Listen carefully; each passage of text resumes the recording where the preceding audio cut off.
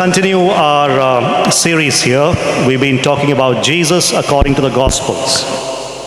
స్వార్థలలో ప్రభు అయిన యేసుక్రీస్తు వారు అన్న మన అంశాన్ని ఈ సమయంలో కూడా కొనసాగించబోతున్నాము. In the morning, in the first session, we looked at 4 portraits and 1 Jesus. ఉదయకాలం మన తరగతిలో ఒక్కడే ప్రభువు 4 విధాలుగా ఎలా వర్ణించబడ్డాడో గమనించాం. So the 4 gospel writers look at it from one perspective each. Look at Jesus from one perspective each. నలుగురు సువార్థికులు కూడా ఒక్కొక్క కోణంలో ప్రభు అయిన యేసుక్రీస్తు వారిని ప్రదర్శిస్తూ రాశారు. So 4 different perspectives we have in 4 different gospels.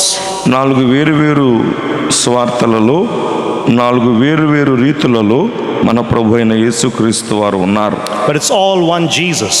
అయితే వాటన్నింటిలో ఉన్నది ఒక్కడై ఉన్న మన ప్రభు అయిన యేసు వారు మాత్రమే. So when you put those 4 portraits together, ఆ యొక్క 4 వర్ణనలను మనము కలిపి చూచినప్పుడు you have a better and a clearer understanding and a fuller picture of who Jesus is. యేసు ప్రభు వారు ఎవరో స్పష్టమైన, శ్రేష్టమైన, సంపూర్ణమైనటువంటి అవగాహన మనము కలిగి ఉండగలుగుతాం.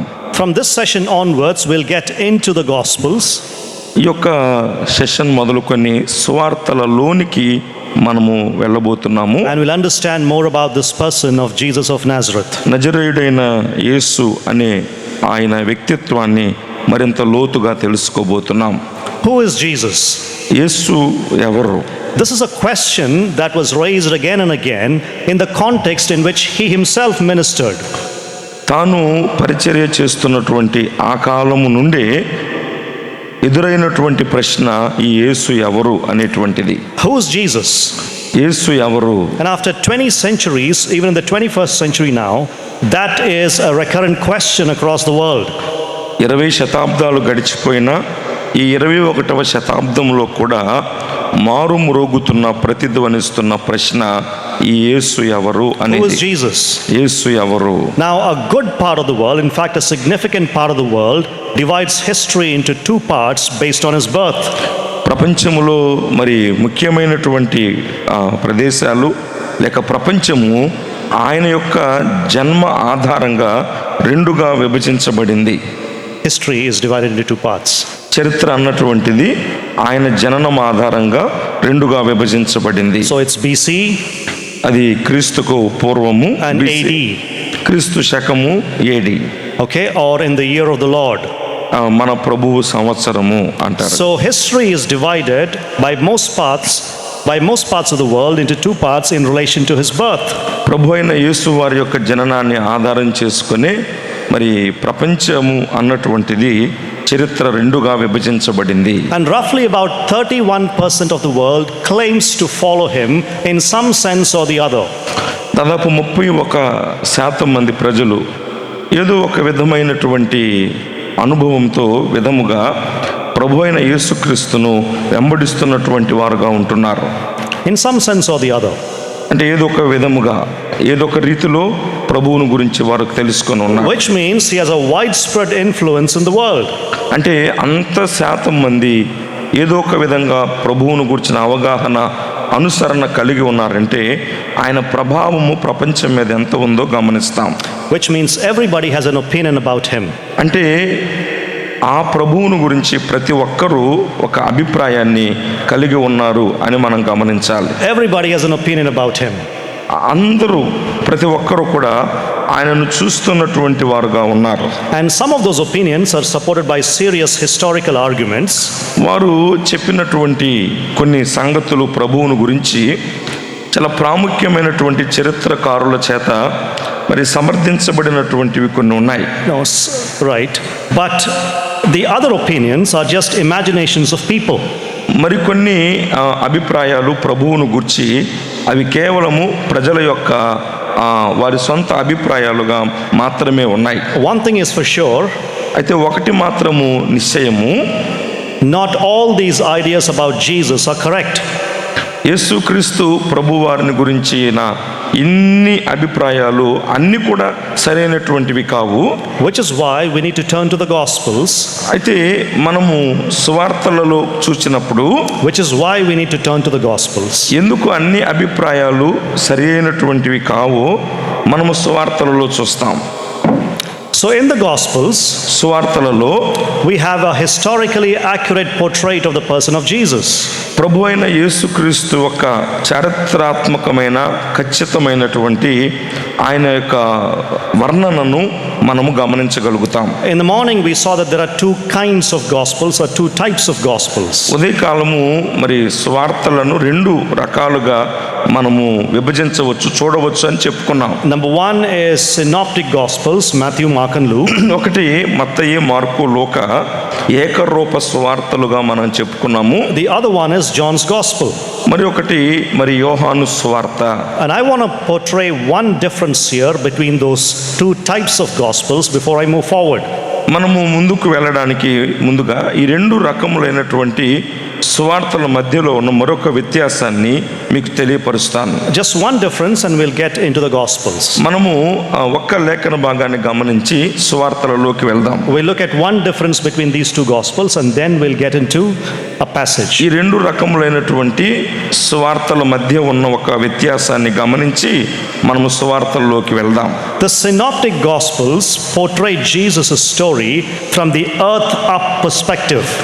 మనము గమనించినట్లయితే ఈ యొక్క సువార్తలు ప్రభు అయినటువంటి యేసుక్రీస్తు వారిని అంటే కింది నుండి పైకి ఈ క్రమంలో వర్ణించినట్లుగా ఏకరూప సువార్తల్లో మనం చూస్తాం. Very good. So the synoptic Gospels share the story of Jesus from the earth up perspective. అంటే ఈ ఏకరూప సువార్తలు ప్రభు అయిన యేసుక్రీస్తు వారిని ఆయన భూమి మీద అనుభవంతో పైకి ఆయనను వర్ణిస్తూ వచ్చాయి. So there's a gradual dawning as you read these Gospels that this man Christ Jesus is God in the flesh. ఈ సువార్తలు ఏకరూప సువార్తలు ఆయన భూ సంబంధమైన అనుభవంతో ఆరంభించబడి క్రమక్రమముగా ఆయన దైవ మానవుడు అన్నటువంటి పై స్థాయికి ఈ ఏకరూప సువార్తలు చెప్పబడుతూ వచ్చాయి. So for example, a couple of them, they begin with the genealogy of Jesus Christ. ఉదాహరణకు ఒక ఇద్దరు సువార్తికులను వారు వ్రాసిన సువార్తలను గమనించినట్లయితే ప్రభు అయిన యేసుక్రీస్తు వారి యొక్క వంశావళిని గురించి వారు వ్రాసి ఉన్నారు. And he had a human birth.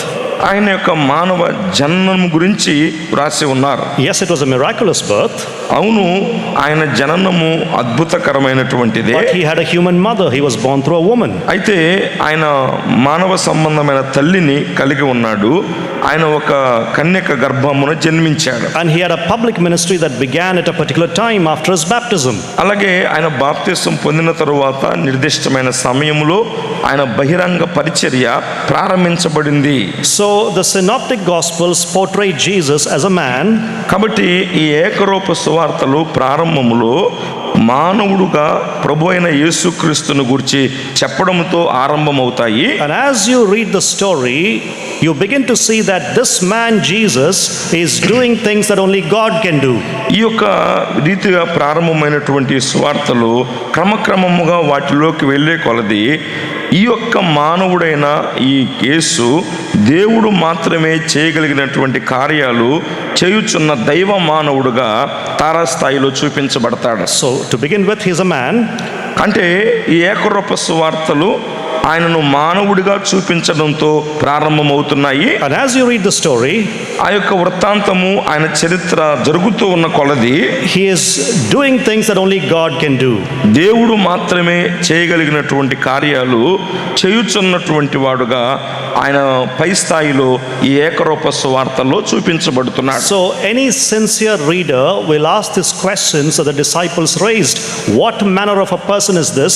Even the winds and the waves obey him. అవును, ప్రతి యథార్థమైన నిజమైనటువంటి ప్రభువు యొక్క బిడ్డ మరి ఆ రోజు ప్రభువు యొక్క శిష్యులు మరి అడిగినట్లుగా చెప్పుకున్నట్లుగా ఈయన ఎవరో, ఈయనకు గాలియు సముద్రమును లోబడుచున్నవే అన్నటువంటి ఆ ప్రశ్నను కలిగి ఉండేటువంటి వారుగా ఉంటారు. So that's the gradual way the synoptic gospels show who ఈ Jesus విధంగా is. మానవత్వము ప్రారంభించి క్రమమైన రీతిలో ప్రభు అయిన యేసుక్రీస్తు వారి యొక్క దైవత్వము, దేవుడు మాత్రమే చేయగలిగిన కార్యాలు చూపించడం ద్వారా మరి మార్కు, మత్తయి, లూకా సువార్తలు వ్రాయబడ్డాయి.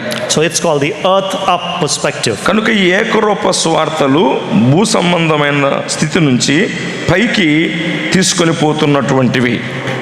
On the other hand, John comes from the heaven down perspective. అయితే యోహాను సువార్తన విధానాన్ని మనం గమనించినట్లయితే ఆయన పైనుండి మరి కిందికి వస్తున్నటువంటి వాడుగా కనబడతాడు. He begins by saying, in the beginning was the Word was with God, and the Word was God, and the Word became flesh and dwelt among us. ఆదియందు వాక్యం ఉండెను, వాక్యము దేవుడై ఉండెను, వాక్యము దేవుని యొద్ద ఉండెను, ఆ వాక్యమే శరీరధారి అయి కృపాసత్య సంపూర్ణుడుగా మన మధ్య నివసించినన్ని యోహాను సువార్త ఆరంభమవుతుంది. So John begins with the pre-existence and the deity of Christ, who then became man. యోహాను అంతకు ముందే ఉన్నటువంటి వాడుగా ప్రభు అయిన యేసుక్రీస్తు వారిని గురించి చెప్పడం ఆరంభిస్తూ, అంతకు ముందే ఉన్నటువంటి ఆయన శరీరధారిగా మన మధ్య నివసించాడని ముందు పరలోక సంబంధంగా ఆరంభించి తరువాత భూ సంబంధంగా చెప్తాడు. అర్థమవుతుందా? Yes. So the three gospels, synoptic gospels, they portray Jesus from the earth upwards. ఈ మూడు సువార్తలు, ఏకరూప సువార్తలు ప్రభు అయిన యేసుక్రీస్తు వారి గురించి మొదట భూ సంబంధమైనటువంటి అంటే వంశావళి వాటితో ఆరంభించి క్రమక్రమముగా ఆయన దైవత్వాన్ని హెచ్చు స్థాయిలో చూపించబడుతూ వచ్చాయి. But John shows him from the heaven down perspective. He is God who became man. అయితే యోహాను అలా కాకుండా ఆయన పరలోకమందున్నటువంటి వాడు, ఆయన దేవుడు, ఆయనే మానవుడుగా వచ్చాడు అని యోహాను పరలోకము నుండి భూలోకానికి సంబంధించిన వాడుగా చెప్తూ వచ్చాడు. Okay, so this is a major difference between the synoptic gospels and the gospel of John. ఈ యొక్క ఏకరూప మూడు సువార్తలకు యోహాను సువార్తకు మధ్య ఉన్నటువంటి ఒక పెద్ద వ్యత్యాసంగా దీన్ని మనం గమనించాలి. Now in this session and the remaining 4 sessions that I have, ఈ యొక్క సెషన్లో అలాగే నేను కలిగి ఉన్న మిగిలినటువంటి 4 సెషన్స్లో I will be looking primarily at the synoptic gospels. ప్రాముఖ్యంగా మనం ఆ 3 ఏకరూప సువార్తలలోనే మనం గమనించబోతున్నాం. We want to travel with Jesus. యేసు ప్రభు వారితో మనము పయనించాలి అని We ఆశిస్తున్నాము. want to see what Jesus is doing. యేసు ప్రభు వారు ఏమి చేస్తున్నాడో దాన్ని గమనించబోతూ ఉన్నాం. We want to be amazed by his miracles. ఆయన అద్భుతాలు ఎలాగూ విస్మయపరిచాయో వాటిని మనం చూడబోతాం. But then we want to ask the important question, who is this man? Even the winds and the waves obey him. అదే విధముగా మరి ఒక ప్రాముఖ్యమైనటువంటిది, ఈయన ఎవరో, గాలియు సముద్రమును ఈయనకు లోబడుచున్నవి, ఈయన ఎవరు అన్నటువంటి దాన్ని కూడా మనం చూడబోతున్నాం. So I want to look at 4 different incidents from the synoptic gospels from the ministry of Jesus. ప్రభు అయిన యేసుక్రీస్తు వారి యొక్క పరిచర్యకు సంబంధించి ఏకరూప మత్తయి, మార్కు, లూకా సువార్తలలో ఉన్న ఒక 4 ప్రాముఖ్యమైనటువంటి సంఘటనలను మరి జ్ఞాపకం చేస్తాను. 4 different incidents from the ministry of Jesus. యేసు ప్రభు వారి యొక్క పరిచర్యలో నుంచి 4 వేరు సంఘటనలు That show us who he is. అవి ఆయన ఎవరో తెలియపరిచేటువంటివిగా ఉన్నాయి. That clarifies to us his identity. ఆయన గుర్తింపు ఏమిటి అన్నటువంటిది ఈ సంఘటనలు మనకు తేటపరిచేవిగా ఉండబోతున్నాయి. And shows us very clearly what he thought of himself to be. అలాగే తనను గురించి తాను ప్రభువు ఏమని కలిగి ఉన్నాడో దాని గురించి కూడా మనం చూడబోతాం. What he thought of himself to be. తనను గురించి తాను ఏమై ఉన్నాడు అని ప్రభువు అనుకుంటున్నాడు, దాన్ని కూడా మనం చూస్తాం. Now in the first century when Jesus was walking around, మొదటి శతాబ్దములో ఆయన భూమి మీద సంచరిస్తూ ఉన్నప్పుడు people had a decision to make about Jesus. ప్రభు అయిన యేసుక్రీస్తు వారి గురించి ఏదో ఒక నిర్ణయం, ఆయన ఎవరో చెప్పాల్సిన ఒక పరిస్థితి వచ్చింది. And the words here in the gospels, they have the same effect today on people. ఈ యొక్క సువార్తలలో ఉన్నటువంటి ఈ వచనాలు అలాంటి ప్రజల మీద ఒక విధమైన ప్రభావాన్ని అవి కలిగి ఉన్నాయి. So you have to make a decision about Jesus. ప్రభు అయిన యేసుక్రీస్తు వారిని గురించి తప్పక మనము ఒక నిర్ణయాన్ని చేయవలసిన వారుగా చెప్పవలసిన వారంగా ఉన్నాం. So we look at 4 incidents from the Gospels దాని కొరకు మరి సువార్తలలో, ఏకరూప సువార్తలలో ఒక 4 సంఘటనలను మనం చూడబోతూ ఉన్నాం. that talk about his claims and his works. అవి తనను గురించి ప్రభువు ఏమి చెప్పుకున్నాడో అన్నటువంటిది, ఆయన చేసిన కార్యములు ఏమిటో అన్నటువంటివి ఇందులో మనం చూస్తాం. The first one is మొట్టమొదటిది, Jesus' claim to forgive sins. యేసు ప్రభు వారు మరి పాపములు క్షమించే అధికారం గలవాడుగా ఆయన చెప్పుకున్నాడు. వచ్చిందా? కనబడుతుందా? Jesus' claim to forgive sins. పాపములను క్షమించుటకు మరి క్షమించేవాడను నేను అని ఆయన చెప్పుకున్నాడు. Now, the story is recorded for us in all the 3 synoptic gospels. మనము ఈ సందర్భాన్ని చెప్పుకోబోయే అంశము ఈ 3 ఏకరూప సువార్తలలో రాయబడినటువంటి అంశము. It's in Mark chapter 2 verses 1 through 12. Mark సువార్త 2వ అధ్యాయము మొదటి 12 వచనాల్లో రాయబడింది. Matthew chapter 9 verses 1 through 8. మత్తయి సువార్త 9వ అధ్యాయము మొదటి 8 వచనాల్లో రాయబడింది. And Luke chapter 5 verses 17 through 26. లూకా సువార్త 5వ అధ్యాయం 5వ అధ్యాయంలో 17 నుంచి 25 వరకు కూడా వ్రాయబడింది. 26 వరకు. 26 వరకు కూడా. But I want us all to turn to Mark chapter 2 verses 1 through 12 please. అయితే ఈ 3 సువార్తల్లో ఈ సంఘటన వ్రాయబడినప్పటికీ కూడా మార్కు సువార్త 2వ అధ్యాయాన్ని దయచేసి మీరు అందరూ తీయాలని కోరుతూ ఉన్నాను. Please turn to Mark chapter 2 verses 1 through 12. దయచేసి మార్కు సువార్త 2వ అధ్యాయము మొదటి 12 వచనాలను మనం గమనిద్దాము. I'll wait for about 10 seconds for all of us to turn there. మీరందరూ మార్కు సువార్త 2వ అధ్యాయం తిప్పడానికి 10 సెకండ్లు మేము వేచి ఉంటాము. దయచేసి అందరూ తీయండి.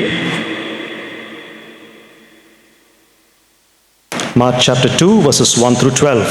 మార్కు సువార్త 2వ అధ్యాయము మొదటి 12 వచనాలు. Okay. See, one of the objections that the Jewish leaders had about Jesus was ప్రభు అయిన యేసుక్రీస్తును వారి గురించి యూదా మత నాయకులు కలిగి ఉన్న ఒక పెద్ద అభ్యంతరము ఏమిటి అంటే, Jesus claimed to forgive sins. పాపములను క్షమించుటకు నాకు అధికారము కలదు అని ఈయన చెప్పుకొనుచున్నాడే అనేది వారి గొప్ప అభ్యంతరం. It is a prerogative or a privilege that is only given to God. ఆ యొక్క అధికారము కేవలము దేవునికి మాత్రమే ఉన్నటువంటి అధికారం కదా, ఈయనేందు నాకుందని చెప్పుకుంటున్నాడు. But this man claims to forgive sins. అయితే ఈ మనుషుడు పాపములు క్షమించే అధికారం నాకుందని ఈయన చెప్పుకుంటున్నాడు ఏంటి? That is a major objection in the Gospels that the Jewish leadership had about Jesus. సువార్తలలో యూదా మత నాయకులు ప్రభు అయిన యేసుక్రీస్తు వారిని గురించి కలిగి ఉన్న పెద్ద అభ్యంతరము ఇదే. So the story begins in Capernaum. ఇక్కడ మనం గమనించినట్లయితే ఈ 2వ అధ్యాయంలో జరిగిన సంభవము కపెర్నహూములో మనకు ఆరంభమవుతుంది. Jesus is back in Capernaum. ప్రభు అయిన యేసుక్రీస్తు వారు మరలా కపెర్నహూముకు ఆయన వచ్చాడు. And he is preaching the word to people. ఆయన మరి ప్రజలకు ఆయన బోధిస్తూ ఉన్నాడు. The setting is most likely Simon's house. అక్కడ మనం గమనించినట్లయితే దాదాపుగా అది మరి సీమోను యొక్క ఇల్లుగా మనకు చెప్పబడుతూ ఉంది. So since Jesus was preaching, a large crowd had gathered in the home. ప్రభు అయిన యేసుక్రీస్తు వారు ఆ సీమోనులో ఇంటిలో ఉండి బోధిస్తున్నాడు గనుక బహు జన సమూహములు ఆ ఇంటి దగ్గరకు కూడి వచ్చినటువంటి వారుగా ఉన్నారు. And there was no place for people even near the door. అందుచేత బయట వాకిట కూర్చోవడానికి కూడా ప్రజలకు స్థలము లేనటువంటి పరిస్థితి ఏర్పడింది. Now 4 men, అయితే 4 మనుషులు, they were carrying a paralytic and they were coming to Jesus. అయితే పక్షవాయువు కలిగినటువంటి ఒక మనుషుని మోసుకొని ప్రభు అయిన యేసుక్రీస్తు వారి దగ్గరకు తీసుకొస్తున్నారు. And they see that the entrance is blocked by the crowds. అయితే వారు చూసినప్పుడు వాకిట్లో నుంచి తీసుకురావడానికి స్థలము లేకుండా వాకిలి జనముల చేత మూసుకొని పోయి ఉంది. But they don't give up hope. అయితే వారు తమ ఆశలను వదులుకున్నటువంటి వారు కాదు. They think about something drastic. వారు ఒక ఆసక్తికరంగా ఆలోచన చేశారు. They climb up onto the roof. వారు ఆ ఇంటి కప్పు మీదికి ఇంటికి వారు ఎక్కారు. they start dismantling the roof. వారు ఆ ఇంటి కప్పును ఊడతీస్తూ మొదలుపెట్టారు. And I'm sure with the people sitting down, there's a lot of mud and downpour of mud there. మనం గమనిస్తే పైన కప్పు ఇప్పుతుంటే ఆ పై నుంచి చాలా మట్టి దుమ్ము అంతా ఆ కప్పు కింద కూర్చున్నటువంటి వారి మీద పడవచ్చు. But Jesus didn't seem to mind that. అయితే ప్రభు అయినటువంటి యేసుక్రీస్తు వారు ఆయన దాన్ని పట్టించుకోలేదు. So the men proceeded to gradually lower the paralytic to Jesus. పైకప్పును విప్పి నెమ్మదిగా ప్రభు అయిన యేసుక్రీస్తు వారి ఎదుటికి ఆ పక్షవాయువు గలవానిని ఆ నలుగురు మనుషులు దించారు. And notice here the Gospels say that Jesus was moved by their faith, plural. ఇక్కడ మనము గమనించినట్లయితే వ్రాయబడినటువంటి మాట, ప్రభు అయిన యేసుక్రీస్తు వారు వారి విశ్వాసమును చూచి ఆయన కదిలించబడ్డాడు. And then Jesus makes a statement here. అప్పుడు ప్రభు వారు ఒక మాట అంటున్నాడు. Look at verse 5. 5వ వచనం చూడండి, మార్కు సువార్త 2:5. Son, your sins are forgiven. కుమారుడా నీ పాపములు క్షమింపబడి ఉన్నవి. Son, your sins are forgiven. కుమారుడా నీ పాపములు క్షమింపబడి ఉన్నవి. Now what did the man come here for? ఏమి What did the man come here for? ఇక్కడ ఈ మనుషుడు అసలు దేనికోసం తీసుకొచ్చారు? For healing. స్వస్థత కొరకు అతన్ని తీసుకొని వచ్చారు. For physical healing, isn't it? ఆ దేహ సంబంధమైన స్వస్థత కొరకు ఆ వ్యక్తిని తీసుకొని వచ్చారు. And for the sake of the physical healing, they took all the trouble to dismantle the roof and lower him. ఈ యొక్క ఇంటి కప్పు ఊడదీయటము, మంచంతో దించటము, ఇంత ప్రయాస అంతా ఆ నలుగురు మనుషులు ఈ వ్యక్తికి దేహ సంబంధమైన స్వస్థత కలిగించడం కోసమే ప్రయాసపడ్డారు. But Jesus looks at them and says, Son, your sins are forgiven. అయితే ప్రభు అయిన యేసుక్రీస్తు వారు వారి విశ్వాసాన్ని చూసి ఈ పక్షవాయువు గలవాని అంటున్నాడు, కుమారుడా నీ పాపములు క్షమింపబడి ఉన్నవి. Now the religious leaders, the theologians sitting around, they understood the importance of these words. గమనించండి, అక్కడ కూర్చున్నటువంటి ఆ యొక్క ధర్మశాస్త్ర సంబంధమైన పాండిత్యం కలిగినటువంటి వారు ప్రభువు చెప్పిన ఈ మాట యొక్క ఆ భావం ఏమిటో వారు ఎరిగి ఉన్నారు. So they raised a complaint. Look at verse 7. అందుచేతనే 7వ వచనంలో వారు ఇలాంటి ఒక ఆరోపణ సనుగు వారు లేపినట్లుగా మనం చూస్తున్నాం. Why does this fellow talk like that? ఇతడు ఇట్లెందుకు చెప్పుచున్నాడు? He is blaspheming. Who can forgive sins but God alone? దేవదోషణ చేయుచున్నాడు, దేవుడు ఒక్కడే తప్ప పాపమును క్షమింపగలవాడెవడని తమ హృదయములలో ఆలోచించుకొనిరి. Now they are criticizing because they understood what Jesus meant. గమనించండి, ప్రభు అయిన యేసుక్రీస్తు వారు పలికిన మాటలలో ఉన్న అర్థాన్ని అక్కడ ఉన్నటువంటి మత సంబంధమైన నాయకులు గుర్తించారు కనుకనే ఈ విధమైనటువంటి ఆలోచన వారు చేస్తూ ఉన్నారు. Nobody can forgive sins but God alone. కేవలము దేవుడు తప్ప పాపములు క్షమించగలిగినటువంటి వాడు ఎవడు కూడా లేడే. How can Jesus forgive sins then? మరి అలాంటప్పుడు ఈ యేసు ఈ వ్యక్తి యొక్క పాపములు ఎలా క్షమించగలడు? So Mark brings us to this point, and there are only two options here about Jesus. కాబట్టి ఇక్కడ ఈ సన్నివేశములో 2 ఎంపికలను ఇక్కడ సువార్తికుడైనటువంటి మార్కు మన ఎదురుకు తీసుకొస్తున్నాడు. Either Jesus is claiming to be God and he's exactly who he claimed to be. ఆయన దేవుడను అని ఏదైతే చెప్పుకుంటున్నాడో ఖచ్చితంగా ఆయన చెప్పుకుంటున్నట్లుగా ఆయన దేవుడే అయినా ఉండాలి. Or లేదా he is blaspheming like the religious teachers said. మత సంబంధమైన నాయకులు చెప్తున్నట్లుగా ప్రభువు దేవదోషణ చేస్తున్నట్టయినా అయి ఉండాలి. So there are only two options. కాబట్టి ఇక్కడ కేవలం 2 అవకాశాలు మనం చూస్తాం. Either Jesus is saying I can do the things that God can do, which means I'm God. దేవుడు మాత్రమే చేయగలిగిన ఈ కార్యాన్ని నేను దేవుడను గనుక నేను చేస్తున్నాను అని ప్రభువు అక్కడ చెప్తున్నా ఉండాలి. Or the other option is that he is blaspheming according to the religious leaders. లేదంటే అక్కడ ఉన్నటువంటి మత సంబంధమైన నాయకులు చెప్పినట్లుగా ఆయన దేవదోషైనా చేస్తున్నట్టుగానే ఉండాలి. రెండిట్లో ఏదో ఒకటి మాత్రమే. Now if you remember one incident in the Old Testament, మనము పాత నిబంధనలో ఒక సంభవాన్ని గాని జ్ఞాపకం చేసుకున్నట్లయితే, when Nathan comes to David with the message of forgiveness, నాతాను దావీదు దగ్గరకు క్షమాపణ కొరకు వచ్చినప్పుడు Nathan says, the Lord has taken your sin away. యెహోవాయే నీ పాపమును తీసివేయునుగాక. Yes, the prophet is declaring forgiveness. గమనించండి, అక్కడ ప్రవక్త ఆ పాప క్షమాపణను ప్రకటిస్తున్నాడు.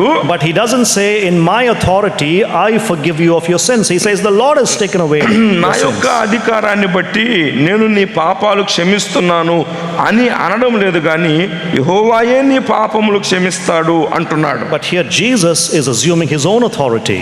కానీ ఇక్కడ ప్రభు అయిన యేసుక్రీస్తు వారు తన సొంత అధికారాన్ని ఉపయోగించి ఈ మాట పలుకుతున్నాడు. Son, your sins are forgiven. ఏమంటున్నాడు? నేరుగా, కుమారుడా నీ పాపములు క్షమింపబడి ఉన్నవి అని ఆయన అంటున్నాడు. Understood so far? ఇప్పుడు దాకా అర్థమైందో చెప్పుకుంది. So the religious leaders said, no, you can't do that. అక్కడ ఉన్నటువంటి మత నాయకులు అన్నారు, నువ్వు అలా అనకూడదు అన్నట్లుగా. Then Jesus went on to ask this question. అయితే ప్రభు అయినటువంటి యేసుక్రీస్తు వారు ఇది సంగతి తెలుసుకున్నప్పుడు He asked this question. వారిని ఇలాగూ ప్రశ్న అడుగుతూ ఉన్నాడు. Look at verses 9 through 11. 9 నుంచి 11 వచనాల వరకు మనం గమనిస్తే, ఈ పక్షవాయువు గలవానితో నీ పాపములు క్షమింపబడి ఉన్నవని చెప్పుట సులభమా, నీవు లేచి నీ పరుపెత్తుకుని నడువుమని చెప్పుట సులభమా? అయితే పాపములు క్షమించుటకు భూమి మీద మనుష్య కుమారునికి అధికారము కలదని మీరు తెలుసుకొనవలనని వారితో చెప్పి, పక్షవాయువు గలవానిని చూచి నీవు లేచి నీ పరుపెత్తుకుని ఇంటికి పొమ్మని నీతో చెప్పుచున్నాను నేను. Now look at the logic of Jesus. It's brilliant logic. ఇక్కడ ప్రభు అయినటువంటి యేసుక్రీస్తు వారి యొక్క ఆ తార్కికతను మనం లౌకికాన్ని గమనించినట్లయితే అది చాలా ఆశ్చర్యకరమైనటువంటిది. Which is easier to say to somebody? Which is easier to say to somebody? ఏది ఒక వ్యక్తికి, ఏ మాట ఆ మనుషునికి ఏది చెప్పడం సులభము? Is it easier to say your sins are forgiven? నీ పాపములు క్షమింపబడి ఉన్నవి అని చెప్పుట సులభమా? Or get up, take up your mat and walk? లేదంటే నీవు లేచి నీ పొరిపెత్తుకుని నడవమని చెప్పడం సులభమా? You tell me, which is easier? మీరే చెప్పండి, ఏది సులభము? The first one. మొట్టమొదటిగా, It is easy to say your sins are forgiven. నీ పాపములు క్షమింపబడి ఉన్నవని చెప్పుట సులభమా? You know why? ఎందుకో తెలుసా? Because if I look at the brother and say your sins are forgiven, ఎందుచేతనంటే నేను ఈ సహోదరుని వైపు చూచి నీ పాపములు క్షమింపబడి ఉన్నవని నేను చెప్తే there is no proof for that. దాని కొరకు రుజువు ఏమి అక్కర్లేదు. You don't see sins going out of his body. నా యొక్క శరీరంలో నుంచి పాపములు బయటికి పోవడం, అది ఆ దృశ్యం ఏమి కనబడదు. You cannot see that. దాన్ని మనం చూడలేము. So it's easy to make the statement your sins are forgiven. కనుక నీ పాపములు క్షమింపబడి ఉన్నవని నోటి మాట పలకడం చాలా సులభం. But it's difficult to go to a man who's paralyzed and say to him, get up, take up your mat and walk. అయితే పక్షవాయువు గల ఒక వ్యక్తి దగ్గరకు వెళ్ళి అతన్ని చూచి నీవు లేచి నీ పొరిపెత్తుకొని వెళ్ళు అని చెప్పడం కష్టము. Because if I say that to a man, ఎందుచేతనంటే ఆ వ్యక్తితో నేను ఆ పక్షవాయువు గల వానితో ఆ మాట చెప్పినప్పుడు, and if he doesn't rise up and walk, అతడు లేచి నడవలేదనుకో, then what will people think about me? అప్పుడు నన్ను గురించి ఏమనుకుంటారు? I'm a fake person. నేను నకిలీ వాడిని, మోసగాడిని. I'm a phony person. నేను మోసగాడిని. So it's easier to say your sins are forgiven than to say get up, rise up your take up your mat and rise up and walk. కనుక నీ పాపములు క్షమింపబడి ఉన్నవని చెప్పుట సులభము, నీవు లేచి నీ పరుపెత్తుకుని నడవమని చెప్పడము బహిరంగంగా అందరి ఎదుట ఇది కష్టము. But Jesus says this. అయితే ప్రభు అయిన యేసుక్రీస్తు వారు ఇలా అంటున్నాడు, so that you may know that the Son of Man has authority on earth to forgive sins. He looks at him and says, get up, take up your mat and walk. పాపములు క్షమించుటకు భూమి మీద మనుష్య కుమారునికి అధికారము కలదని మీరు తెలుసుకొనవలెనని వారితో చెప్పి, పక్షవాయువు గలవాన్ని చూచి నీవు లేచి నీ పరుపెత్తుకుని ఇంటికి పొమ్మని నీతో చెప్పుచున్నాను నేను. Now the man gets up. ఇప్పుడు ఆ మనుషుడు లేచాడు, and he takes up his mat, rolls it up, and he starts walking. తన పరుపెత్తుకొని నడవడం మొదలు పెట్టాడు. What did Jesus do here? ఇక్కడ ప్రభువారు ఏం చేస్తున్నాడు? He is trying to do something in the visible realm to prove what he said in the invisible realm. మనము గమనించినట్లయితే కనబడేటువంటి ఒక కార్యము ద్వారా, ఒక కార్యాన్ని అక్కడ ప్రభు అయిన యేసుక్రీస్తు వారు చేయడం ద్వారా అదృశ్యమైన కనబడని దాని విషయములో తాను ఏమి చేయగలనో అక్కడ ప్రభు చెప్తున్నాడు. So he did something visible to prove the thing that is invisible. దృశ్యమైనటువంటి కనబడేటువంటి దానిని గూర్చి చెప్తూ చేస్తూ దానికి కనబడనటువంటి దాన్ని కూడా ఆయన చేయగలను అని రుజువుపరుస్తున్నాడు. First he said your sins are forgiven. మొట్టమొదటేమో చెప్పడము నీ పాపములు క్షమింపబడి ఉన్నవని చెప్పాడు. Nobody could see that. అయితే ఆ పాపాలు వాళ్ళు ఎవరు చూడలేరు. But how do you know that is true? అయితే అది నిజము అని ఎలా తెలుస్తుంది? He did a miracle that could be seen. ఇక్కడ కనబడే విధంగా ప్రభువు చేసిన అద్భుతం ద్వారా కనబడని ఆయన పాపాలు క్షమింపబడ్డాయి. So he did something visible to prove the invisible. కనుక కనబడనటువంటి దాన్ని నిరూపణ చేయడానికి కనబడేటువంటి విధంగా అద్భుతాన్ని ప్రభువు ఉపయోగించుకున్నాడు. Why did he do it that way? ఎందుకు ఆయన ఆ విధంగా చేశాడు? Why that order? ఎందుకు ఈ క్రమాన్ని ప్రభువు జరిగించాడు? So that you may know that the Son of Man has authority on earth to forgive sins. ఎందుచేతనంటే పాపములు క్షమించుటకు భూమి మీద మనుష్య కుమారునికి అధికారము కలదని తెలుసుకొనుట కొరకు. A privilege that belongs to God alone. ఆ యొక్క భాగ్యము, ఆ యొక్క కార్యము కేవలము దేవునికి మాత్రమే చెందింది, ఆయన మాత్రమే చేయగలిగింది. So the moment you read this episode, మనము ఈ యొక్క సంఘటనను చదివినటువంటి ఆ క్షణమే you need to ask this question, who is this man? మనం ఒక ప్రశ్న వేసుకోవాలి, ఈయన ఎవరు? Who is this man? ఈ మనుష్యుడు ఎవరు? He has the authority on earth to forgive sins that only God can do.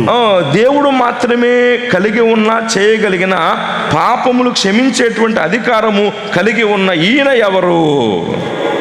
We'll come to the second incident. రెండవ సంఘటనను మనం చూద్దాము. Turn to Matthew chapter 12. మత్తయి సువార్త 12వ అధ్యాయాన్ని దయచేసి తీయండి. In verses 1 through 8. మత్తయి సువార్త 12వ అధ్యాయము మొదటి 8 వచనాలను మనము గమనించినట్లయితే It shows the authority of Jesus over the Sabbath.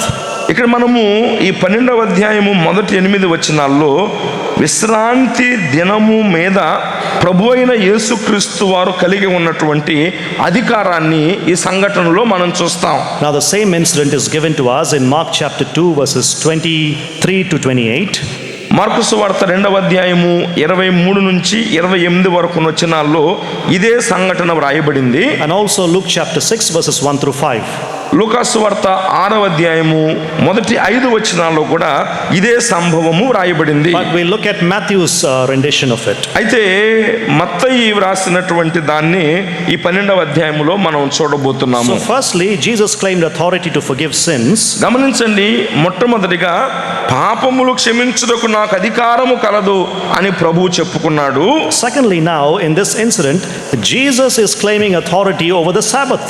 రెండవదిగా ఈ సంఘటనలో విశ్రాంతి దినము మీద తనకు అధికారము కలదు అని ఇక్కడ ప్రభువు ఆయన చెప్తూ ఉన్నాడు. Okay, now turn to Matthew chapter 12. తీయండి దయచేసి అందరూ మత్తయి సువార్త 12వ అధ్యాయాన్ని దయచేసి తీయండి. So in this story we have Jesus and his disciples walking through grain fields.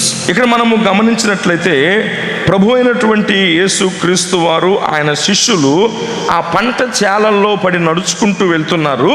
But there's one thing important here. అయితే ఇక్కడ ఒక ముఖ్యమైన సంగతి గమనించాలి. They are walking through the grain fields on the Sabbath day. విశ్రాంతి దినమున వారు ఆ యొక్క పంట చేలలలో నడుచుకుంటూ వెళ్తున్నారు. Probably it was afternoon, it was lunch time. ఒకవేళ అది మధ్యాహ్న కాలం అయి ఉండొచ్చు, అది భోజన సమయం అయి ఉండొచ్చు. And we were given good lunch here. ఈరోజు మధ్యాహ్నం మనకి మంచి భోజనం పెట్టారు కదా. But the disciples didn't have that privilege. అయితే మనకున్న భాగ్యం అప్పుడు మరి శిష్యులకు దొరకలా. So they were hungry. అందుచేత వారు ఆకలి కొనినటువంటి వారుగా ఉన్నారు. What did they do? వారు ఏం చేశారు? They began to pick ears of grain and toss it into their mouths. వారు అలాగూ మరి ఆ పంట చేలల్లో బడి వెళుతూ అక్కడ ఉన్నటువంటి వెన్నులను వారు తుంచుకొని తినడం మొదలు పెట్టారు. Now the theologians are on the skirts of the field. ఆ యొక్క పొలము గట్ల మీద ఆ పొలము దగ్గర వేదాంతులు దైవశాస్త్ర పండితులు కొంతమంది కాసుకొని ఉన్నారు. There are religious leaders there. అక్కడ మత సంబంధమైనటువంటి నాయకులు కొంతమంది ఉన్నారు. They are waiting to find a fault with Jesus. యేసు ప్రభు వారిలో తప్పు కనుగొనాలి అని వారు ఎదురు చూస్తూ ఉన్నారు. Look at verse 2. రెండవ వచనాన్ని చదువుతున్నాను. They made a remark here. వారు ఒక ఆరోపణ చేస్తున్నారు. Look, your disciples are doing what is unlawful on the Sabbath. ఇదిగో విశ్రాంతి దినమున చేయకూడనిది నీ శిష్యులు చేయుచున్నారని పరిసయ్యులు ఆయనతో చెప్పగా. Now Jesus responds to this by giving three things from the Old Testament. దీనికి ప్రభు అయిన యేసుక్రీస్తు వారు పాత నిబంధనలో నుండి 3 సంగతులను ప్రస్తావించి వారికి జవాబు చెప్పాడు. Okay, listen very carefully please. జాగ్రత్తగా ఈ భాగాన్ని గమనించాలి. In verses 3 and 4, 3-4 వచనాలలో మనం చూచినప్పుడు he cites the example of David. దావీదును గూర్చినటువంటి ఉదాహరణ అక్కడ ప్రస్తావిస్తూ ఉన్నాడు. In verses 5 and 6, 5-6 వచనాలలో he says the example of priests who serve in the temple. దేవాలయములో మరి సేవ చేసేటువంటి యాజకులను గూర్చి ప్రస్తావన చేస్తున్నాడు. And then finally he quotes from Hosea chapter 6 and verse 6. అలాగే ఆఖరిగా హోషేయ గ్రంథము 6వ అధ్యాయము 6వ వచనములో వ్రాయబడినటువంటి లేఖన భాగాన్ని ప్రస్తావిస్తూ వారితో మాట్లాడుతున్నాడు. Let me explain that a little bit here. నేను కొద్దిగా ఈ సంగతి వివరిస్తాను. Firstly, Jesus talks about the example of David. ఈ సందర్భంలో మొట్టమొదటిగా దావీదును గూర్చినటువంటి ఉదాహరణ ప్రభువు జ్ఞాపకం చేస్తున్నాడు. There is this sad incident in the life of David when he was fleeing from King Saul. గమనించండి, రాజైనటువంటి సౌలు ఎదుట నుంచి మరి పారిపోతూ ఉన్నటువంటి పరిస్థితులు, విచారకరమైనటువంటి దినాలు దావీదు కలిగి ఉన్నప్పుడు, And David was hungry and he ate the consecrated bread, bread that was meant only for the priest to eat. ఆ ఆకలిగొనినటువంటి దావీదు కేవలము మరి యాజకులు మాత్రమే తినేటువంటి ప్రతిష్ఠితమైనటువంటి రొట్టెలను భుజించినటువంటి వాడుగా దావీదు ఉన్నాడు. So what should happen to David? మరి అప్పుడు దావీదుకు మరి ఏం జరగాలి? David should die. ఏం జరగాలి? చచ్చిపోవాలి దావీదు. Because David was not a priest. ఎందుచేతనంటే ఆ ప్రతిష్ఠితమైన రొట్టెలు తినడానికి దావీదు యాజకుడు కాదు కదా. But did David die? కానీ దావీదు చనిపోయాడా? No. చనిపోలేదు. And the Old Testament does not condemn David for doing so. అంటే ఆ విధంగా ఆ రొట్టెలను దావీదు తినడాన్ని ఆ పాత నిబంధన అది ఖండించలేదు. Now Jesus is asking this question of Pharisees. పరిసయ్యులను ప్రభు అయిన యేసుక్రీస్తు వారు ఇలాగ ప్రశ్న వేస్తున్నాడు. Yes, you know your Sabbath rules. మీకు సబ్బాతు దినమును గుర్చినటువంటి ఆచారాలు నియమాలు తెలుసు. You have your Sabbath rules. మీరు సబ్బాతు నియమాలు మీరు కలిగి ఉన్నారు. But how do you explain the story of David in your interpretation? మరి సబ్బాతు నియమాలు తెలిసినటువంటి మీరు మరి దావీదు రొట్టెలు తిన్నటువంటి దాన్ని ఏ విధంగా వివరిస్తారు? వివరించండి అన్నాడు. He didn't die. అతను చనిపోయాడా దావీదు? He didn't die. చనిపోలేదు. How do you explain that? మరి దాన్ని మీరు ఎలాగ వివరిస్తారు? That's the story number 1 that Jesus gave. ప్రభువు జ్ఞాపకం చేసిన మొట్టమొదటి సన్నివేశం అది. In verses 5 and 6, రెండవది 5-6 వచనాలలో Jesus talks about the priests who serve in the temple on the Sabbath day. ఆ విశ్రాంతి దినమున దేవాలయములో సేవ చేసేటువంటి యాజకులను గురించి ప్రభువైన యేసుక్రీస్తు వారు మాట్లాడుతున్నాడు. Now on the Sabbath you're not supposed to work, right? గమనించండి, విశ్రాంతి దినమున ఏ పని చేయకూడదు కదా. Yes or no? అవునా కదా. You're supposed to do what? You're supposed to rest. విశ్రాంతి దినాన్ని ఏం చేయాలి? విశ్రాంతి తీసుకోవాలి. But the priests are not resting, they are serving in the temple. కానీ మరి యాజకులైనటువంటి వారు విశ్రాంతి తీసుకోకుండా మరి దేవాలయంలో సేవా పరిచర్య జరిగిస్తున్నారే. How do you interpret that? మరి దీన్ని మీరు ఎలాగో వివరిస్తారు? How do you interpret that? ఎలాగో మీరు దీన్ని వివరిస్తారు? They are able to do that వారు దానిని చేయగలుగుతున్నారంటే because temple work takes precedence over Sabbath rest. అంటే విశ్రాంతి దినమును మించినటువంటిదిగా దేవాలయం యొక్క పరిచర్య ఉన్నది. Okay? అర్థమైంది? So Jesus gives two incidents from the Old Testament that the Pharisees are unable to explain.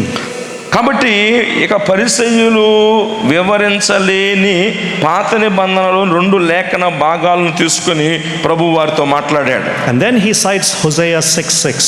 తరువాత హోషేయ గ్రంథము 6:6లో చెప్పబడిన మాటలను కూడా ప్రభు ప్రస్తావించాడు. God gave Sabbath for a compassionate purpose. గమనించండి, కనికరము అన్న ఉద్దేశముతోనే దేవుడు విశ్రాంతి దినమును ఆయన అనుగ్రహించాడు. For mercy.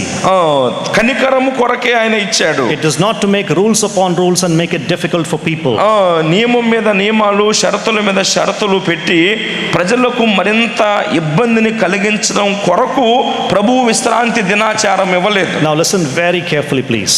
దయచేసి చాలా జాగ్రత్తగా వినాలని కోరుతున్నాము. Until this argument, ఈ యొక్క మరి వివాదము చర్చ జరిగేంత వరకు కూడా, దాని ముందు వరకు, now until this point, ఈ యొక్క సమయం వరకు కూడా whatever Jesus said, యేసు ప్రభు వారు చెప్పినదంతా any Jewish rabbi could have said.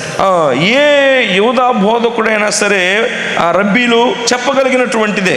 Why? ఎందుకని? Now this is what we call as the halakha. Halakha antamu. Halakha. Which means it's Old Testament interpretation. అంటే పాత నిబంధన వివరణ అని అంటాం అన్నమాట. Okay? So any Jewish rabbi could have said what Jesus said. యేసు ప్రభు వారు చెప్పినటువంటివి ఏ యూదా రబ్బీ అయినా బోధకుడైనా కూడా చెప్పగలడు. But no Jewish rabbi would have dared to say what Jesus said next. Look at verse 8. 8వ వచనములో యేసు ప్రభు వారు ఏదైతే చెప్పాడో దాన్ని ఏ యూదా బోధకుడు రబ్బీ చెప్పలేడు. 8వ వచనం, కాగా మనుష్య కుమారుడు విశ్రాంతి దినమునకు ప్రభువై ఉన్నాడు. You know, there is a shiver going down my body as I read this. నేను చదువుతున్నప్పుడు నా శరీరంలో ఒక విధమైనటువంటి వణుకు నాకు కలుగుతుంది. The Son of Man is Lord even of the Sabbath. Nobody can claim that. మనుష్య కుమారుడు విశ్రాంతి దినమునకు సహితము ప్రభువు, ఇది ఎవడు చెప్పలేరు. This is not an ordinary claim. ఇది ఒక సామాన్యమైన, ఏదో సాధారణమైనటువంటి నిర్ధారణ కాదు ఆయన చెప్పుకోవడం. Yahweh, the Lord God of Israel, instituted the Sabbath. గమనించండి, ఇశ్రాయేలీయుల దేవుడైన యావే యెహోవా ఆయన విశ్రాంతి దినమును నిర్మించినటువంటి వాడు. And Sabbath, keeping of the Sabbath, is distinctive to Mosaic law. It talks about your covenant faithfulness. విశ్రాంతి దినము ఆచరించుట అన్నటువంటిది మరి మోషే ధర్మశాస్త్రములో చాలా ప్రత్యేకమైనటువంటిదిగా ఉన్నది. Now Jesus is saying, I am the Lord of the Sabbath. అయితే యేసు ప్రభు వారు ఏమంటున్నాడు చెప్పండి?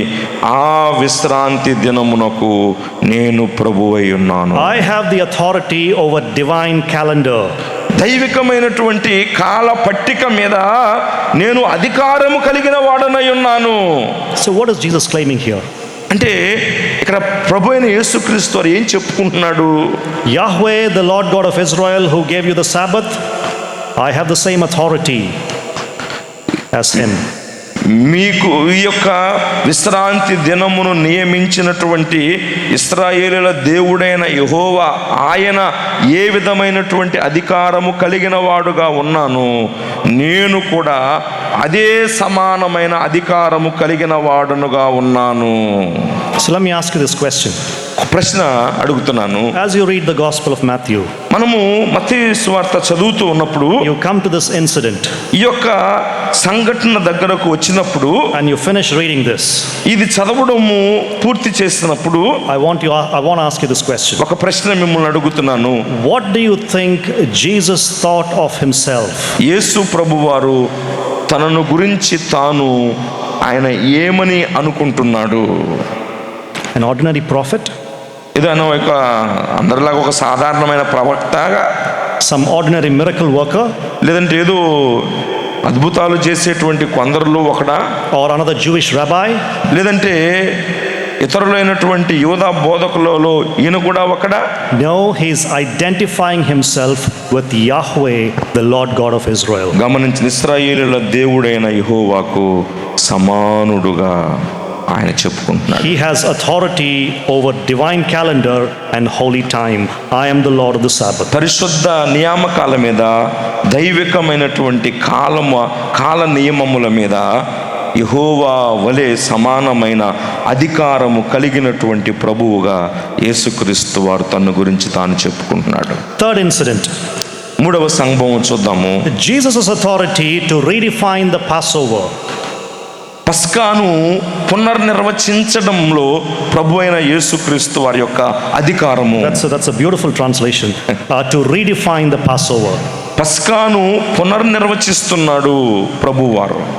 Prakash garu ochindi adi. All right. So this incident is given to us in Matthew chapter 26. మత్తయి సువార్త 26వ అధ్యాయంలో verses 17 through 30. 17వ వచనం నుండి 30వ వచనం వరకు ఈ యొక్క సంఘటన మనకు రాయబడింది. Also given to us in Mark 14 verses 12 through 26. Mark సువార్త 14వ అధ్యాయము 12వ వచనం నుంచి 26వ వచనం వరకు కూడా ఈ యొక్క సంభవం రాయబడింది. And Luke 22 verses 7 to 23. లూకా సువార్త 22వ అధ్యాయము 7వ వచనం నుండి 23వ వచనం వరకు కూడా అదే సంఘటన రాయబడింది. But I want all of us to look at the Markan rendition of it. Turn to Mark chapter 14 please. అయితే మనము ఈ యొక్క సంఘటనకు సంబంధించి మార్కు సువార్తలోకి వెళ్దాము. దయచేసి అందరూ కూడా మార్కు సువార్త 14వ అధ్యాయాన్ని తీయాలని కోరుతున్నాము. Mark chapter 14. మార్కు సువార్త 14వ అధ్యాయము 12 నుండి 26 వరకు అక్కడ వ్రాయబడింది. Can you all turn there please? దయచేసి అందరూ కూడా తీస్తారా?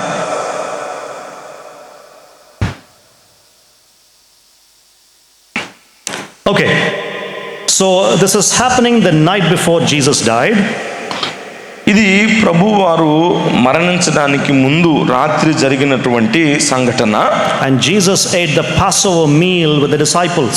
తన శిష్యులతో కలిసి ప్రభు అయిన యేసుక్రీస్తు వారు పస్కాను భుజించినటువంటి వాడుగా ఉంటున్నాడు. The Passover meal or the Passover is something that is celebrated every year by the Jewish people. ఈ యొక్క పస్కా అనేటువంటిది పండుగ ప్రతి సంవత్సరము యూదులు ఆచరించేటువంటి పండుగగా ఉంది. They remember every year during this festival how God with a mighty hand and an outstretched arm delivered them from bondage in Egypt. తన యొక్క బాహుబలము చేత, చాచిన చేతి చేత దేవుడు యెహోవా ఎలాగూ తమను ఐగుప్తు దాస్యములో నుంచి బయటికి విడిపించాడో ఈ పస్కాను ఆచరించుటలో ఇశ్రాయేలీయులు జ్ఞాపకం చేసుకుంటారు. It is one of the most sacred ceremonies or sacred festivals in Israel. ఇశ్రాయేలీయుల యొక్క అత్యంత పవిత్రమైనటువంటి పండుగలలో ఈ పస్కా పండుగ కూడా ఒకటి. It is connected to the nation's origin itself.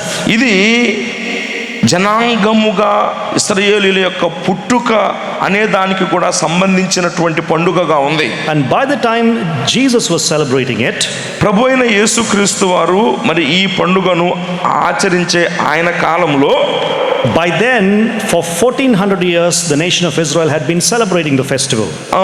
దాదాపు 1400 సంవత్సరాలుగా, అంతకు ముందు వరకు 1400 సంవత్సరాలుగా ఇశ్రాయేలు జనాంగము ప్రతి సంవత్సరము పస్కా పండుగను వారు ఆచరిస్తూ వచ్చారు. Now listen carefully please. జాగ్రత్తగా గమనించండి. ఇక్కడ 1400 years they've been celebrating Passover. గత 1400 సంవత్సరాలుగా ఈ ఇశ్రాయేలీయులు యూదులు పస్కా పండుగను ఆచరిస్తూ వస్తున్నారు. And what does it signify? అది దాని ప్రాముఖ్యత ఏమి చూపిస్తుంది? Israel had been delivered from Egypt, from bondage in Egypt. ఐగుప్తు దాస్యము నుంచి ఇశ్రాయేలు ప్రజలు విడిపించబడుట అన్నటువంటి దాని యొక్క సూచన ఈ పస్కా. Now Jesus is going to celebrate the Passover. ఇప్పుడు గమనించండి, ప్రభు అయిన యేసుక్రీస్తు వారు ఆ యొక్క పస్కాను ఆయన ఆచరించబోతున్నాడు. He takes the bread, ఆయన రొట్టెను తీసుకున్నాడు, and he breaks it, దానిని విరిచాడు, he gives it to his disciples, తన శిష్యులకు ఆయన ఇచ్చాడు. and notice the words, this is my body ఏమన్నాడు? broken for you. గమనించండి, ఇది మీ కొరకు విరువబడిన నా శరీరము. Do this in remembrance of me. నన్ను జ్ఞాపకము చేసుకొనుటకై మీరు దీనిని. In the same way he took the cup. ఆ విధంగానే పాత్రను కూడా ఆయన తీసుకున్నాడు. And then he says, this is my blood that is poured out for many for the forgiveness of sins. అనేకుల పాప క్షమాపణ కొరకు చిందింపబడుచున్న నిబంధన రక్తం ఇది అన్నాడు. What are they celebrating? వారు వాస్తవంగా ఏ పండుగ జరుపుకుంటున్నారు? Passover, పస్కా పండుగ జరుపుకుంటున్నారు. symbolizing deliverance. విమోచనను గుర్తు చేసుకునేటువంటి పండుగ. Jesus is making himself the central figure, the central person of this celebration. ఈ యొక్క పస్కా పండుగలో ప్రభువైన యేసుక్రీస్తు వారు తనను తాను ప్రాముఖ్యమైన కేంద్ర స్థానముగా ఆయన ప్రదర్శించుకుంటున్నాడు. Who's supposed to be the prominent person in Passover? పస్కాలో ప్రాముఖ్యమైనటువంటి స్థానము అసలు ఎవరిది? Yahweh. యెహోవాది. He is the one who delivered them with a mighty hand and outstretched arm. తన బాహుబలము చేత చాచిన చేత ఇశ్రాయేలు ప్రజలను ఐగుప్తు దాస్యం నుంచి విమోచించిన వాడు యావే. And that's why they'd been celebrating for 1400 years. అదే విధమైనటువంటి రీతిలో ఆయనను మరి 1400 సంవత్సరాలుగా వారు పస్కాను ఆచరిస్తూ వచ్చారు. Now all of a sudden Jesus says, it's about me. అయితే ఆకస్మికంగా ఇప్పుడు ప్రభు వచ్చి ఏమంటున్నాడంటే, నన్ను జ్ఞాపకం చేసుకోండి, నేనే ఆ పస్కా అంటున్నాడు. It's about me. ఇది నన్ను గుర్చింది అంటున్నాడు. He is making himself the central figure of Passover celebration. పస్కా పండుగకు కేంద్ర స్థానంగా ప్రభు అయిన యేసుక్రీస్తు వారు తన్ను తాను చెప్పుకుంటున్నాడు. And he is redefining the elements with reference to himself. This is my body broken for you. Do this in remembrance of me. ఆ యొక్క పదార్థములను తన శరీరముగా తన రక్తముగా ఆయన చెప్పడం ద్వారా పస్కా యొక్క అర్థాన్ని ప్రభు నూతనమైన విధంగా పునర్నిర్వచిస్తున్నాడు. Let me ask you this question. ఒక ప్రశ్న అడుగుతున్నాను. Who has the authority to take a sacred festival in Israel and redefine it? ఇశ్రాయేలీయులకు వారు ఆచరించే ఒక పరిశుద్ధమైనటువంటి పండుగను లేక ఉత్సవమును అలా కాదు ఇలా అని మార్చి చేసేటువంటి అధికారము ఎవరికి మాత్రమే ఉంది చెప్పండి? Only Yahweh. కేవలం యెహోవాకు మాత్రమే. Why? Because he instituted it in the first place. ఎందుచేతనంటే మొట్టమొదటగా మరి ఈ యెహోవాయే ఈ యొక్క పస్కా పండుగను ఆయన స్థాపించింది. But Jesus, in doing that, he is claiming equal authority with God himself. కానీ పస్కాను పునర్నిర్వచించడం ద్వారా ప్రభు అయిన యేసుక్రీస్తు వారు పస్కాను కేంద్ర స్థానంగా తను చెప్పుకుంటూ యెహోవాతో నేను సమానుడనని ఆయన చెప్తున్నాడు. Now in all of these incidents, did Jesus say, I am God?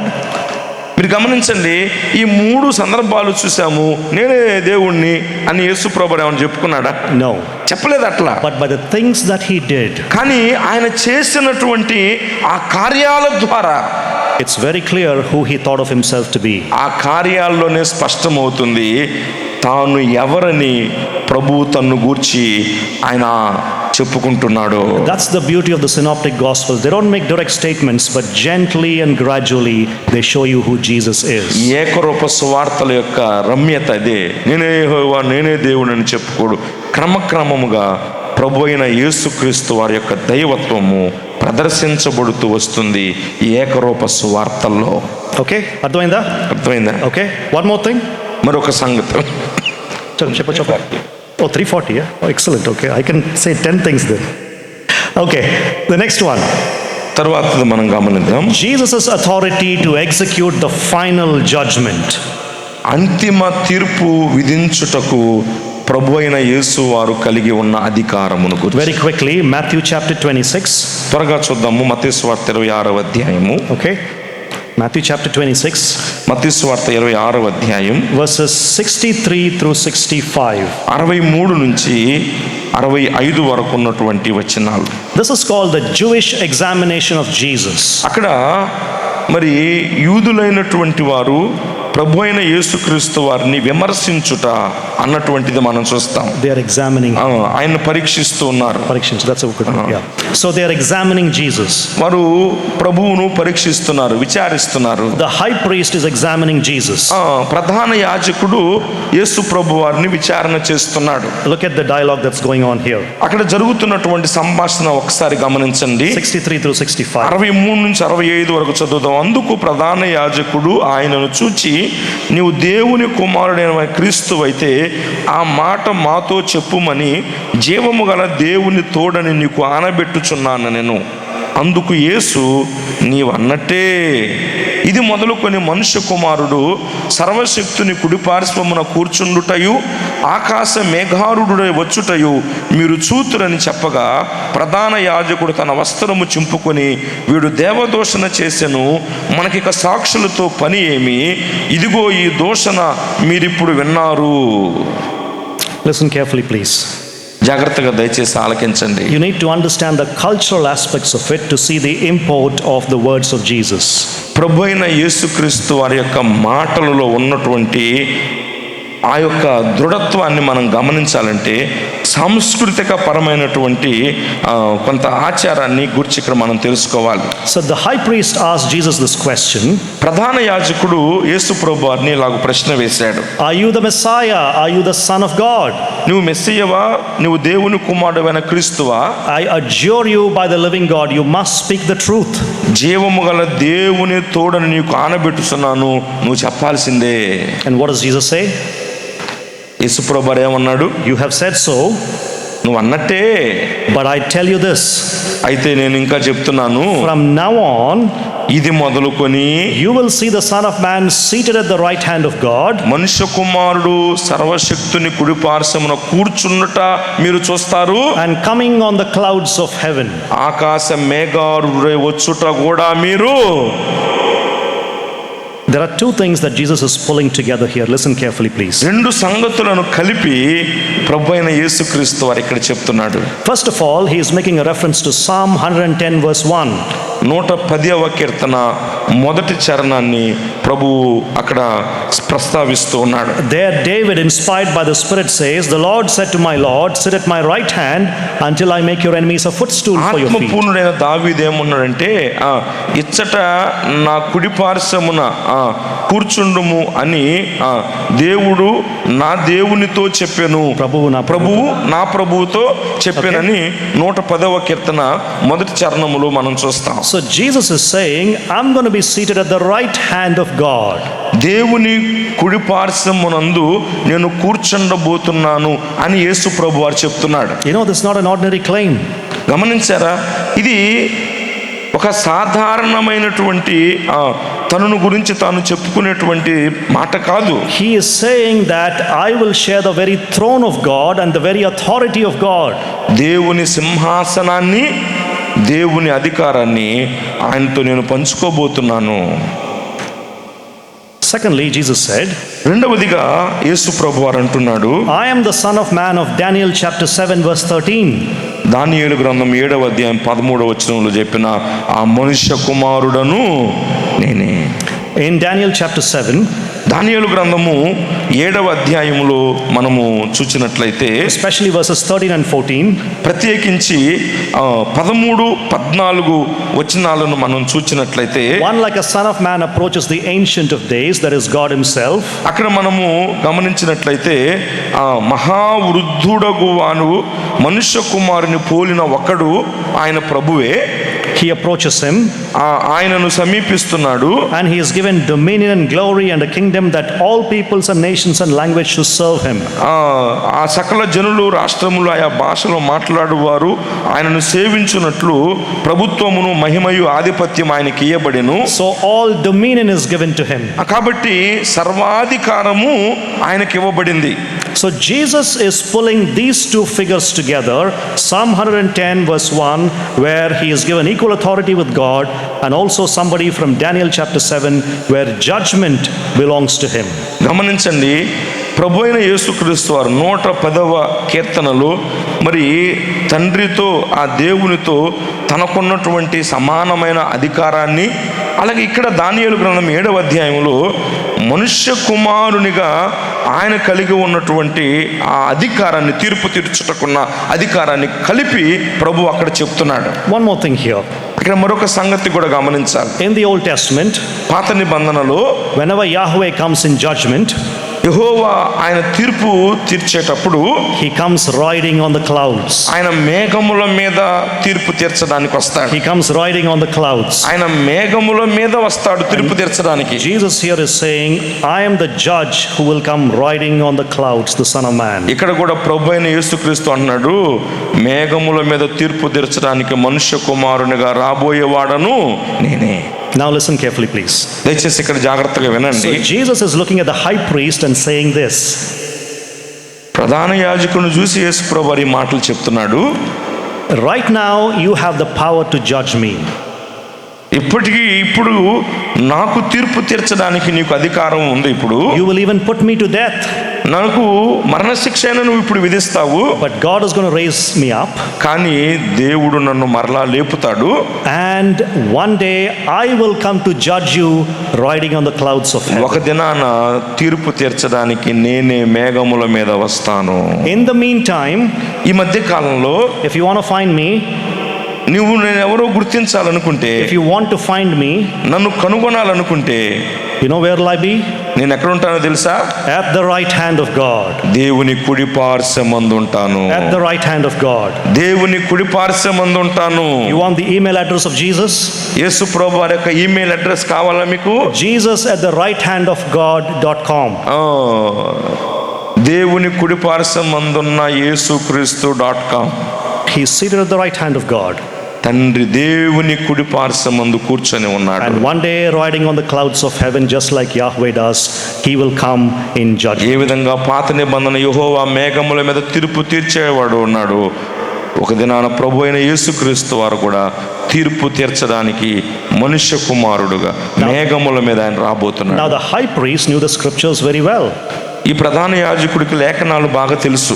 So what does he do? అందువల్ల ఏం చేసేది ప్రధాన This యాజకుడు? is blasphemy. అయ్యో ఇది దేవదూషణ So he tore his own clothes. అని చెప్పి తన వస్త్రములు చించుకున్నాడు. But here again we have two options. అయితే ఇక్కడ కూడా రెండే ఎంపికలు. Jesus is exactly who he claimed to be.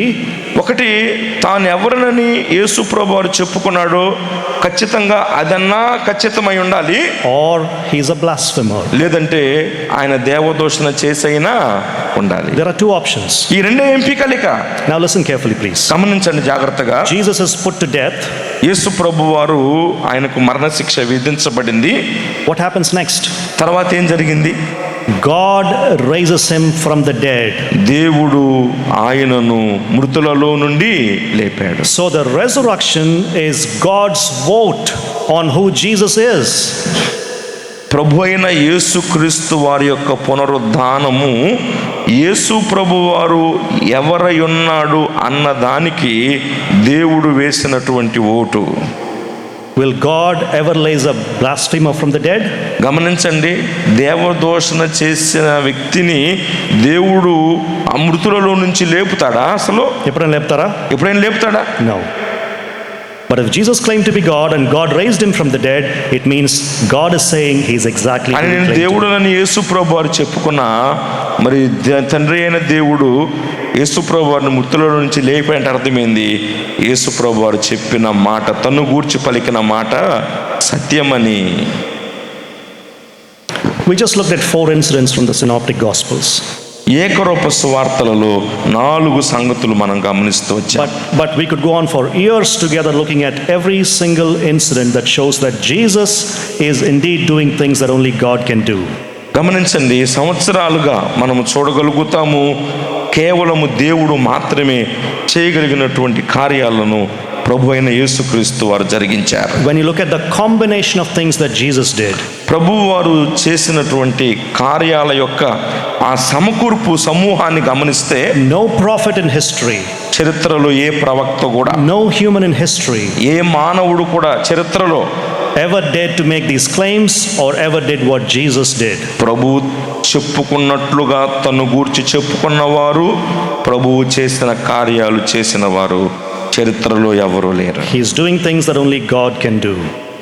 దేవుడు మాత్రమే చేయగలిగిన కార్యాలు కేవలం యేసు ప్రభు వారు మాత్రమే చేశాడు. So who is Jesus? కాబట్టి యేసు ఎవరు? What is his identity? ఆయన గుర్తింపు ఏమిటి? He identified himself with the very identity of Yahweh. యెహోవా ఎలాంటి వాడు, ఆయనతో సమానమైన వాడుగా తన గుర్తింపు అని ప్రభు చెప్తున్నాడు. So, people come and ask this question, show me in the Bible, where did Jesus say, I am God? గమనించిన కొన్నిసార్లు కొంతమంది వచ్చి, మీరు చెప్పండి మీ బైబిల్లో యేసు ప్రభు నేను దేవుడు నన్ను ఏడ చెప్పుకున్నాడు చూపిండి అని అడుగుతుంటారు. Everywhere. He doesn't have to say that. ఒక చోట కాదు, అన్ని చోట్ల రాయబడి ఉంది ఆయన దేవుడని. But he doesn't have to say that directly. కానీ చెప్పాల్సిన విధంగా దాన్ని మనం చెప్పగలిగినటువంటి వారుగా ఉండాలి. Applications. అన్వయాలు మనం చూస్తే Number 1. మొట్టమొదటిది వచ్చిందా? Number 1. మొట్టమొదటిది, have the right understanding of who Jesus is. యేసుక్రీస్తు ప్రభు వారు ఎవరు అన్న దాని గురించి సరి అయినటువంటి అవగాహన కలిగి ఉండు. As a believer especially. ప్రత్యేకించి విశ్వాసులుగా మనము ఆ స్పష్టమైన అవగాహన కలిగి ఉండాలి. There's a lot of confusion about who Jesus is in the world today. ప్రపంచంలో యేసు ప్రభు ఎవరు అన్న దాని గురించి అనేకమైనటువంటి గలిబిలి ఉన్నటువంటిది ఉంది. Who do you think Jesus is? కానీ ఈ యేసు ఎవరని విశ్వాసమైన నువ్వు అనుకుంటున్నావు? Do you believe he is the Lord God of the universe? ఆయన విశ్వమంతటికి అధిపతి అయినటువంటి ప్రభువు అని నువ్వు నమ్ముతున్నావా? Let me say this to you. నేను మీకు ఈ మాట చెప్తున్నాను. All your search for God comes to an end when you come to Jesus. దేవుని కొరకు మీరు చేసే పరిశోధన అంతా మీరు ప్రభు అయిన యేసుక్రీస్తు వారి యొద్దకు వస్తే ముగిసిపోతుంది. Because when you look at Jesus, you are looking into the very eyes of God himself. ఎందుచేతనంటే యేసు ప్రభు వద్దకు మీరు వచ్చారంటే దేవుణ్ణి కళ్ళల్లో కళ్ళు పెట్టి మీరు చూస్తున్నట్టే. When you look into Jesus, you're looking into the very eyes of God himself. యేసు ప్రభు వారిని మీరు చూస్తుంటే దేవుణ్ణి మీరు చూసినట్టే. Turn to Luke chapter 5, please. Just 2 minutes. Luke chapter 5. లూకా సువార్త 5వ అధ్యాయం ఒకసారి I'll spend గమనించండి. just 1 minute and move on to the remaining 2 things. ఒక నిమిషము మనం ముందుకెళ్దాం. Look at Luke chapter 5, verses 1 through 11. లూకా సువార్త 5వ అధ్యాయము మొదటి 11 వచనాల్లో మనం చూస్తే, I don't want to read that, but this is the incident where there's a miraculous catch of fish. అక్కడ మరి అద్భుతంగా విస్తారమైన చేపల రాశి పడడం జరిగింది. But look at verse 8. అయితే అందులో 8వ వచనాన్ని మనము గమనించినట్లయితే, అందరూ చూడండి. Look at Luke chapter 5, verse 8. లూకా సువార్త 5:8లో మనం గమనిస్తే, Look at the response of Peter. Peter fell down at Jesus' knees and he says, "Depart from me, for I am a sinful man, O Lord." సీమోను పేతురు అది చూచి యేసు మోకాలు ఎదుట సాగిలపడి, ప్రభువా నన్ను విడిచిపోము, నేను పాపాత్ముడనని చెప్పాను. Now for us to understand this episode, there is one thing that I need to say about Luke's gospel. ఈ యొక్క సంభవాన్ని అర్థం చేసుకోవడానికి ముందుగా లూకా సువార్తను గురించి మనం అర్థం చేసుకోవాల్సిన ఒక సంగతి చెప్తాను. Luke is describing God's visitation of the nation of Israel.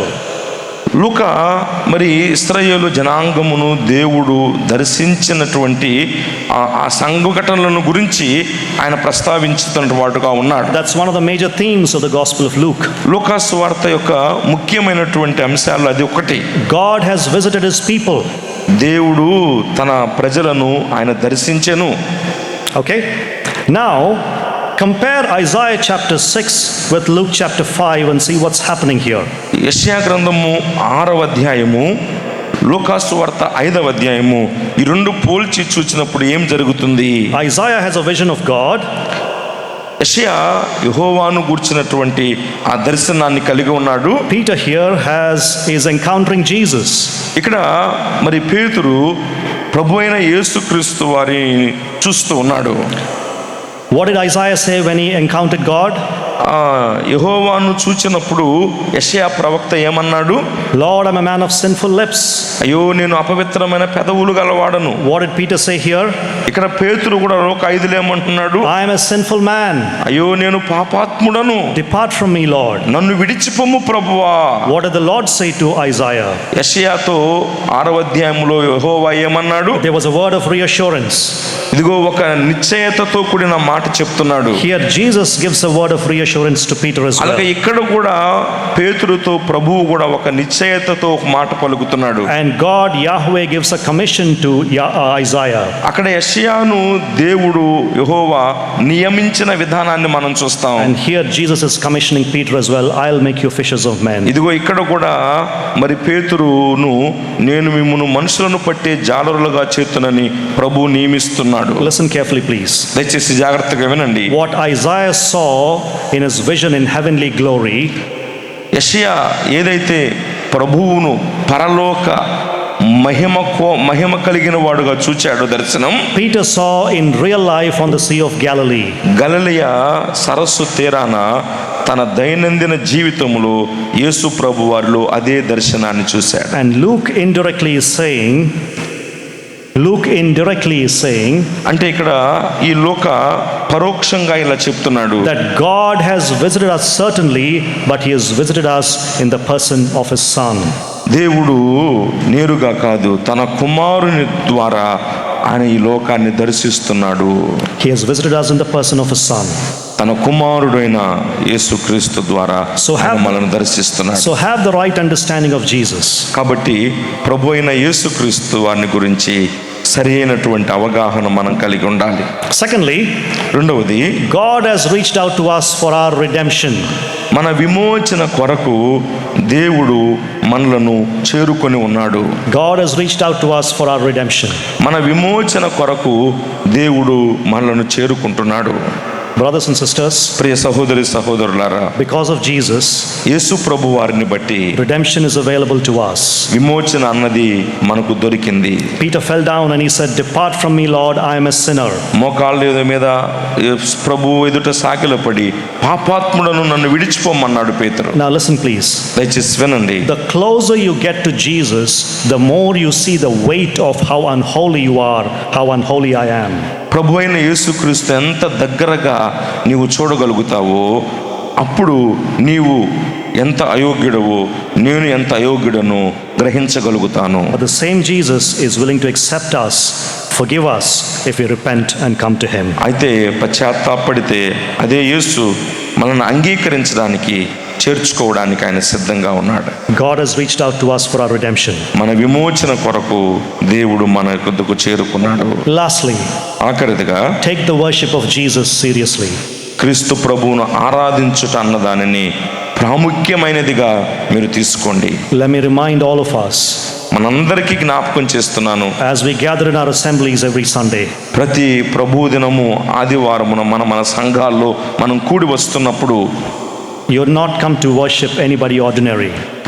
ఒక సామాన్యమైన వ్యక్తిని ఆరాధించడానికి కాదు మనం కూడి వస్తుంది. This is God in the flesh. శరీరధారి అయిన దేవుణ్ణి ఆరాధించడానికి God in the flesh. శరీరధారి అయిన దేవుణ్ణి The same person that Isaiah saw in heavenly glory. పరలోక మహిమతో యెషయా ఏ వ్యక్తినైతే చూశాడో, ఎవరినైతే చూశాడో ఆయననే మనం has ఆరాధిస్తాం. come down in the form of man for our redemption. ఆయనే మన విమోచన కొరకు మానవుడిగా దిగి వచ్చాడు. So take the worship of God, worship of Christ seriously. కనుక క్రీస్తు ప్రభు ఆరాధనను ప్రాముఖ్యమైనదిగా తీసుకోండి. So who is Jesus? కాబట్టి యేసు ఎవరు? I leave the question for you to answer it yourself. మీకు మీరే జవాబు చెప్పుకోవాలని ఈ ప్రశ్న మీకు విడిచిపెడుతున్నాం. Thank you for your patience. May the Lord bless you all.